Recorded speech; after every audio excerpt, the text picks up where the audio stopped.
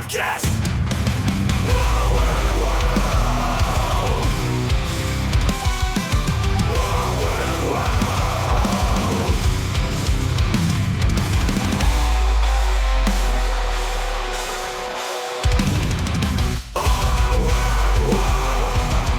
Welcome to Our Weird World. I'm host John Henson. This week, continuing a mini-series of just random paranormal stories that I just, wanted to go ahead and tell you. Didn't want to wait until October when we normally do paranormal stuff.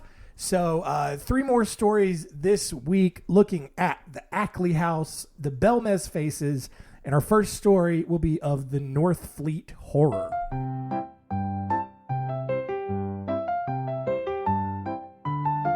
Story time. Story time.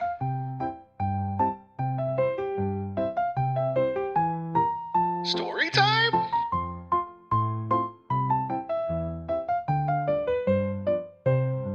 Story time.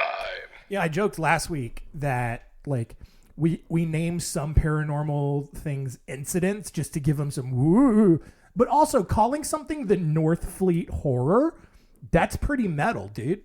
If you're calling a thing the something horror, it better be good. So I don't know. Let's find out. In 1962, Sidney Maxted moved with his wife and 3 children into their new home at 16 Waterdales in Northfleet, England, about 20 miles southeast of London. Basically, at this point, is a suburb of London. Almost immediately, Maxted's wife became concerned over the strange noises that she kept hearing throughout the day, which sounded like footsteps pacing back and forth above the living room, even though no one was upstairs. Sidney tried to reason that they must be hearing the sounds traveling through the floorboards from the apartment next door. Oh, yeah, what you doing, wife? You being no scared? Following the footsteps that you think are upstairs? It's not. It's just the neighbours next door. Don't be silly, love. Because that's how they talk over there. Anyway, sometimes they sound Australian with some words because they're not great at accents. But whatever. When the Maxted's children, though, began complaining of hearing scratching noises from beneath their beds, everyone's anxiety returned. The children also complained about having their bed sheets being ripped away and then being pulled and struck by invisible hands. Things got so bad that the Maxted parents even had their children sleep in the master bedroom with them. In February 1965, Maxted's wife was tending to their youngest child, Claire, when she saw the shadowy figure of a young child standing on the other side of the room. At first, she thought it was their oldest daughter, Linda, but as the form moved across the room and towards her, it got increasingly taller until it began bending menacingly over Claire's bed, all, I don't know, like The Ring or whatever, when she's all bendy. That's the only horror movie I could think of right now where there's a creepy girl, and it's different entirely. Maxted's wife, who also is just, I get that I keep calling her Maxted's wife. She's unnamed in this entire story, which is, you would think that I don't know, they'd give her a name. It's the 1960s in London. Women were legit at that point, but nope, she just totally unnamed this entire story. And so as this, creepy bendy girl is standing over Claire's bed, she screamed and then the figure vanished. The Maxteds moved out the following day, and the residence was soon filled with new tenants, Eric Essex and his wife, Margaret, and their baby. So at least, the Essexes are named. The Essexes, I hate how I have to say that. It's Essex, and then to pluralize it is Essexes. I don't like it. But they soon heard similar footsteps, and even now I've said S so much that just every time I say it now, I just hear static. And maybe it probably didn't bother you until now that I've really pointed it out. But oh God, that's the only thing I can focus on now is just the s. Because now I feel like my mouth is dry, but I don't have any water near me. I'm unraveling at the story. This is the real horror, is just all of these S's that I've got to say in this story. Has nothing to do with the ghosts in this house. It's the S's. Anyway, this family soon heard similar footsteps, even and also the sound of furniture being moved in the upstairs bedroom. Still the upstairs bedroom, still hearing a bunch of banging and moving around, even though allegedly no one's up there. In August of 1966, Eric was awoken to the sound of footsteps moving up the stairs and down the hall toward their bedroom. When Eric went out to inspect, he didn't find anything, but as soon as he laid back down, he began to feel the bed vibrating and heard a sharp whistling sound. All right. When he realized then that the far end of the bed was being lifted up, Eric sat up to see a dark figure in the shape of a woman. She had a pink-orange glow around her, and she wore a dress that ran down to the floor. Even worse, this woman was missing her head. So, listen, you were thinking it. Like, how do you know it was a woman? He woke up, stared right at them titties. That is classic dude behavior. I'm up here. Yeah, I know, but looking right at him. Looking at big old bazongas. He must have had big enough-ums that's how he knew it was a woman. Because, like, you know, I mean, a dude ghost can just wear, like, that's the classic image of a ghost, is just wearing, like, a long, flowy sheet. So he would just then put two and two together. He sees them big old bazonkas right there, and he's like, oh, that's a dress that this woman is wearing. And then, no, she's standing in front of my bed, and then she doesn't have a head, oh, no. So, like the Maxteds, the Essexes moved out the next day. For the next several months, the apartment remained empty. However, Margaret Harrison, who lived in Unit 14 right beside the house, also reported hearing the sounds of footsteps coming from the empty apartment. According to her, however, they were just constantly going up and down the stairs. One night, Harrison reported hearing a heavy, booming, thudding sound, like a huge object was being thrown down the stairs, and then when it reached the bottom, would shoot right up to the ceiling, which, like, based on how the units at this Waterdale apartment were laid out, would mark the underside of Harrison's bedroom. So, like, I guess when you think of, like, an apartment, I guess the way they're laid out is they're kind of like steps. Like, if you think steps stacked on top of each other. So, like, you enter in the bottom floor of one apartment, and like the ceiling to that apartment is the floor of the second floor of the apartment next door. I think that's what it's saying. Something like that. Anyway, the impact caused such a powerful jolt beneath her bed before transforming into a constant scratching noises. Harrison and her husband, after this, they moved out shortly thereafter. But following the encounter by the Harrisons, no one else reported anything weird going on at this Waterdale complex. And the Northfleet Horror just kind of, nothing's really been heard or updated about it since. So, I don't know. That could be a good movie. Like, somebody could make a movie about that. Maybe that can be one of the new Conjuring movies, because that's what they do. They just take a scary story and then they make a movie out of it. But I don't know. Moving on to August 23rd, 1971, when Maria Gomez Camara made a claim that the image of a human face had formed on her concrete floor in Belmez de la Moraleda. I tried too fast. I went too fast. Belmez de la Moraleda in Spain. Maria's husband Juan and her son Miguel quickly destroyed the floor with a pickaxe and then laid down a fresh layer of concrete. Because, that's what you do when a face shows up. You don't just scrub it out. You destroy the concrete, apparently, and then put some more over it. But unfortunately for them, a new face appeared a short time later in this fresh patch. When the mayor of Belmez heard about the story, he quickly passed a law forbidding the destruction of any more of the faces in this house. Instead, he ordered that portion of the floor to be cut out and taken away to be studied. But even after the floor was removed, more faces actually started to appear all around the Camara's house, which obviously this got even more traction, and the house quickly became a tourist attraction. For the next 30 years, the Camara family claimed that new faces kept popping up around the house as hundreds of people would visit the home every week to see for themselves. Since then, Several people have tried to explain how and why these faces appeared. Manuel Martin Serrano, a sociologist, I tried. I can't roll my R's. I've said this before, like I can only roll my R's if I like gurgle spit in the back of my throat, and that's cheating. Serrano. It doesn't even sound authentic. Serrano. That's close. Anyway, he was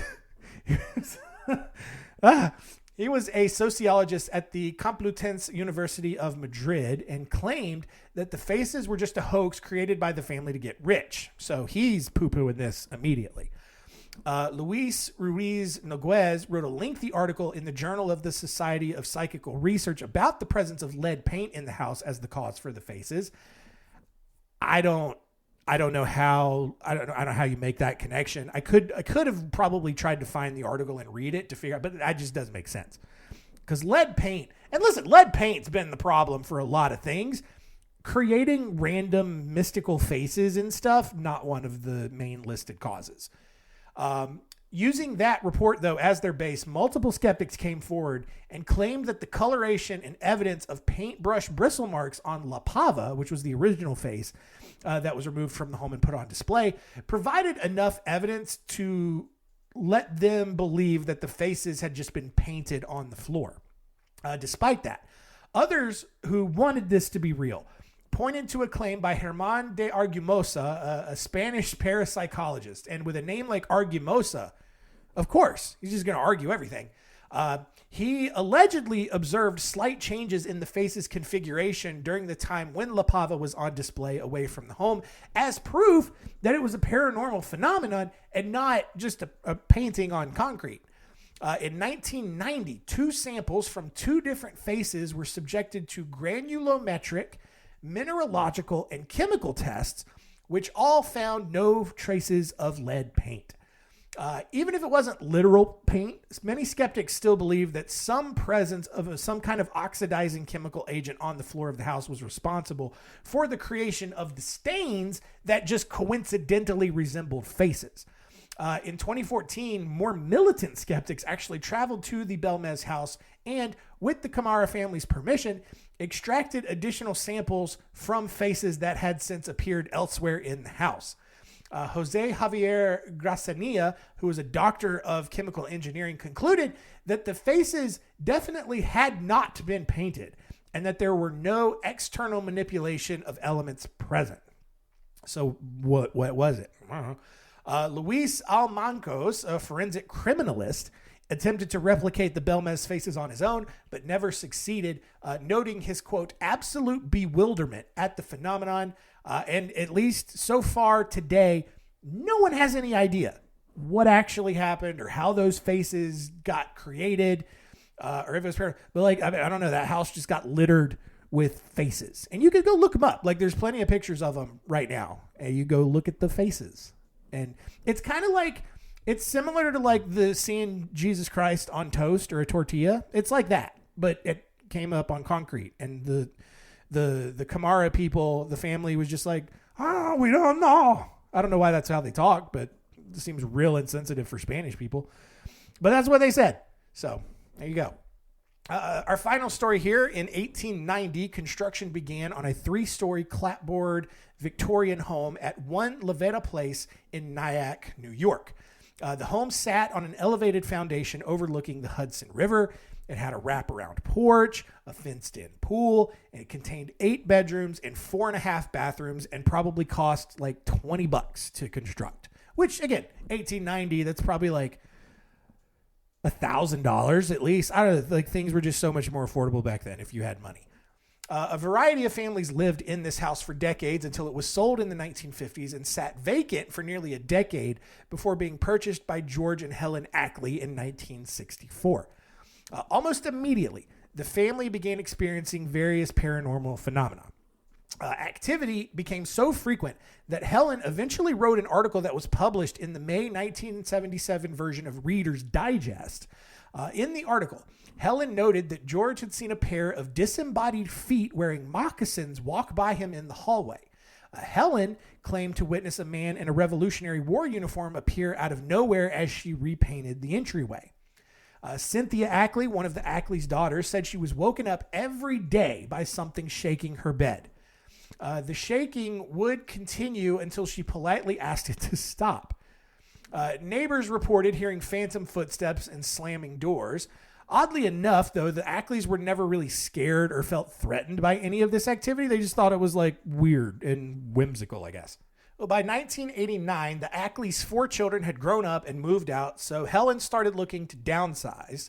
Also, her husband, George, had died from complications of heart surgery back in 1978. So, like, this old widow definitely did not need an 8-bedroom house. She listed the home for sale and quickly received an offer from Jeffrey and Patricia Stambovsky. In the initial conversations with Richard Ellis, the selling realtor, Helen disclosed the fact that she believed the house was haunted and actually refused to sign any sort of contract before the realtor mentioned it to the Stambovskys. Once Jeffrey found out that the house was reportedly haunted, though he claimed to learn about it through local folklore and not from his realtor, he actually refused to continue the buying process. Although that he asserted that he didn't believe in ghosts, he instead said that he believed in the impact that the belief of ghosts could have on the value of a home. So like, and this is something that I've learned after buying a house like twice, right? Like there are so many like legal things that you have to disclose. All right. You got to disclose if you know about any damage, if all the stuff works properly or not, or like what repairs have been made, all that kind of stuff. At least that's how it is in North Carolina. Other states are different. But certain things you say about the house can raise or greatly diminish its value. And Helen, to her credit, was just like trying to disclose everything. She's like, man, it's probably haunted, but I want to make sure that because the Stambovskys at this point, like they've put in an offer, Helen's accepted it. They've put in their due diligence and earnest money. And like, then the Stambovskys find out like, oh, this house is allegedly haunted or the owner thinks it's haunted. Well, that changes the value drastically one way or the other. They didn't indicate which way, probably because they fought it so much that like they thought buying a haunted house, the value should be lower, even though they didn't believe in ghosts, but whatever. The Stambovskys then filed a lawsuit against Helen to return his down payment of $32,500 for fraudulently misrepresenting the condition of the home, basically leaving out the fact that it was haunted. He also said that Helen's stories about the ghosts that allegedly lived in the house devalued the property. A court initially dismissed the complaint, saying that Helen had no duty to disclose something that wasn't real to begin with, and that according to New York state law, it was the buyer's responsibility to do all due diligence before purchasing a property. And like, kind of, yeah. And that's still the standard today, right? Like the due diligence money, you know, your earnest and your due diligence, like that's a huge chunk of your down payment that you don't get back if you decide to ultimately back out of the sale.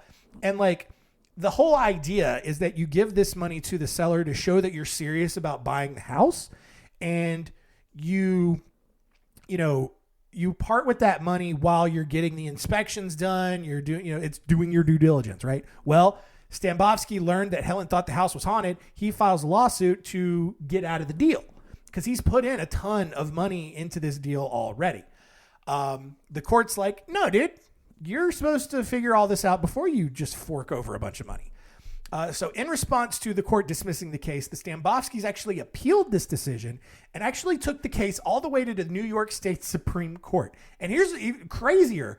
The decision was reversed, with Judge Israel Rubin saying that the caveat of buyer beware does not apply to defects that aren't physical or tangible. In other words, like the existing statute really applied more for things like crime or other damaged reputation based on past occurrence rather than like ghosts. So the case Stambovsky v. Ackley has been dubbed the Ghostbusters ruling, and the house is widely considered today as America's only legally haunted house. It is on the books that this Ackley House in New York is, I guess, verifiably haunted. By all accounts, though, the Stambovskys didn't receive their down payment back, but mostly because they refused to attend the closing, which relieved them of their obligation to buy the house. The Ackleys then sold the house to another buyer in 1991 and moved to Florida. Since then, several other people have bought and sold the house, including singer-songwriters Ingrid Michaelson and Modest Yahoo. Remember that Jewish rapper Modest Yahoo? He had like that one real popular song, like around 2003, 2004, something like that. I just remember seeing him on Fuse every morning in between like music videos of like Census Fail and Fall Out Boy. Anyway, despite all of these different owners, though, there have been no more additional reports of paranormal activity.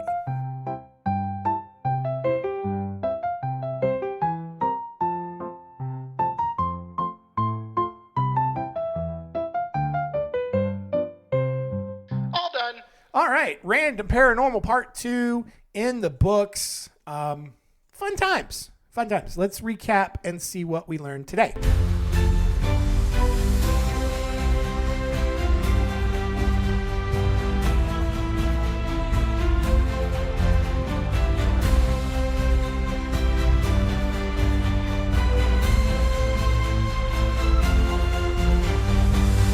What did we learn? Number 1, a family moved into an apartment in Northfleet and they heard a bunch of banging around and there was a creepy, weird girl with giant bazongas and no head.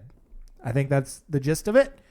And then they all moved out and then nothing else happened. The Northfleet Horror. Number 2, Belmez, Spain. Some faces started showing up everywhere and no one knows why. You know, reasonable people was like, no, they just painted them. You know, they used like some chemicals to stain the concrete to look like faces, obviously, but like all of these weird niche scientists did a bunch of tests and it was like, nah, man, there's no paint or chemicals here. And so no one knows where these faces came from, but they're there. And then number 3, the Ackley House in New York, legally the only haunted house in America. All the others are frauds. Unfortunately, like I still think it's a private residence and you can't just like go take a tour there because that would be pretty sweet. But also, like, how awesome would it be if you had, like, if you owned a house and you also had, like, legal court documentation showing, like, yeah, a judge ruled that our house was haunted. This is pretty cool. We live with a ghost. I don't know. Anyway.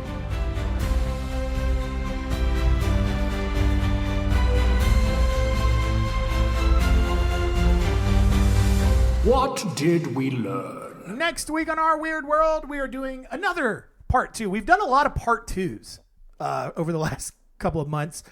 This time we're looking at more con artists from history, looking at the lives of Frederick Bourdin, Albert Johnson Walker, and John Darwin, and see what kind of shenanigans they get up to and what silly things they actually got away with. So thank you so much for continuing to listen. Keep telling all your friends. And keep it weird.